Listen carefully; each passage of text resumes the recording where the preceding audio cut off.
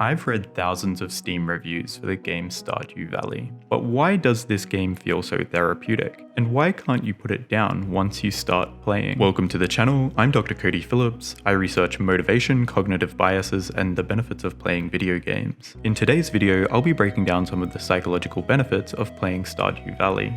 Have you noticed that Stardew Valley is extremely motivating? You'll happily play for hours, churning through chores that would be a pain to do in real life. I believe that the fundamental reason for this is that the game has heavily tapped into core constructs outlined in basic psychological needs theory. The fulfillment of these psychological needs is just as important to our mental well-being as food and water are to our physical well-being, and whether you realize it or not, you're intrinsically motivated towards behaviors that help you to meet and regulate those needs. The first of the psychological needs that we're looking at is the psychological need of autonomy. Autonomy deals with the concept of feeling a sense of freedom, agency, and choice. When we feel that we are in charge of our lives, we are motivated and mentally healthy. Stardew Valley seems to exemplify this by giving us a huge degree of freedom from the moment that you're dropped into the game.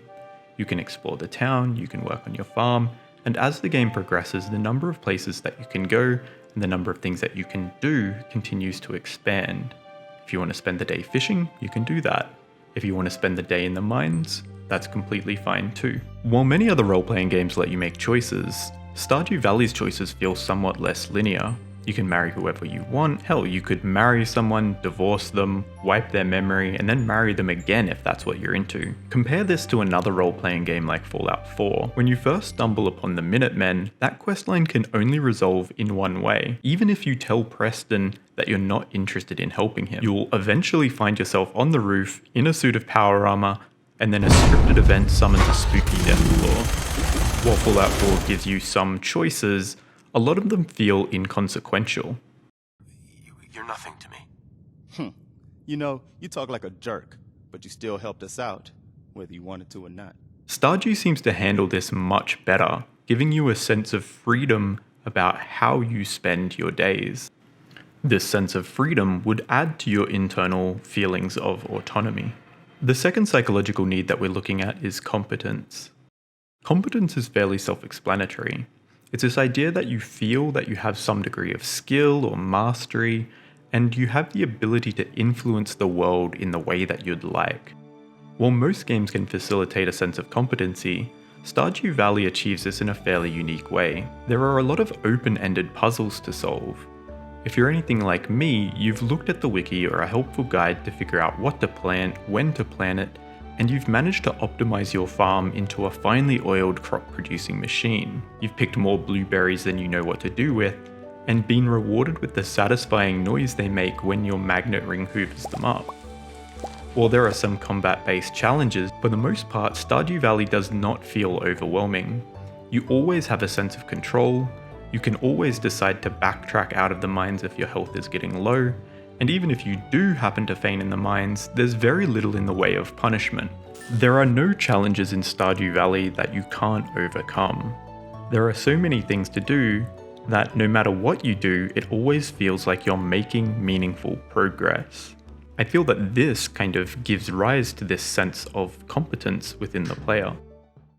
Relatedness touches on the idea that people need to feel socially connected. It's the reason why people will post a photo of their chai latte online, and why a night out with friends always feels rewarding. Anyone who has visited the subreddit for Stardew Valley, which is one of the most wholesome communities on the internet, will launch into a lengthy defense of Shane. I'll happily preach the wisdom of Linus and compare him to a G-rated Diogenes.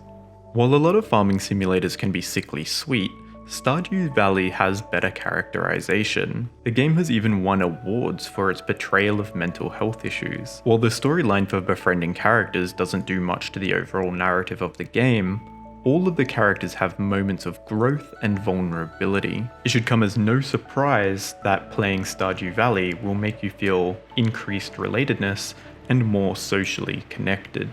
I believe that the fulfillment of our psychological needs is one of the main reasons why Stardew Valley feels so healing. By tapping into those needs, Stardew can give us a sense of freedom, mastery, and social connection. If this idea resonates with you, you should spend a moment to think about the other actions and behaviors in your life. Are those actions supporting or subverting your psychological needs? If you don't feel competent, maybe you should consider how you can add some competence into your life. If you need an example of this, you might want to do some push-ups. As you get stronger and you're able to do more and more, you'll feel increasingly competent. Though regardless of what you choose to do, I hope that some of the benefits you've picked up by playing this quaint little life simulator will be carried with you. Thanks for watching. If you enjoyed this video, be sure to let me know. The easiest way to do that is to like the video, but I'd be even more excited to hear your thoughts in the comments. Until next time, good luck and have fun.